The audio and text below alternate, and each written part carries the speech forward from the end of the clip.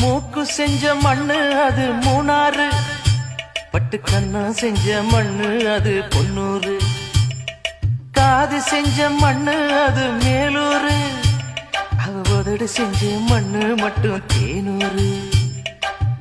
கருப்பு கூந்தல் செஞ்சது கரிசப்பட்டி மண்ணுங்க, தங்க கழுத்து செஞ்சது சங்ககிரி மண்ணுங்க, வாயழகு செஞ்சதெல்லாம் வைகையாத்து மண்ணுங்க, பல்லழகு செஞ்சது முல்லையூர் மண்ணுங்க.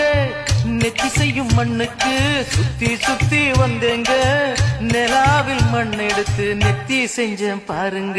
தந்தானே தந்தானே தந்தான குயிலே, சாமி தந்தானே தந்தானே என்னோட மயிலே.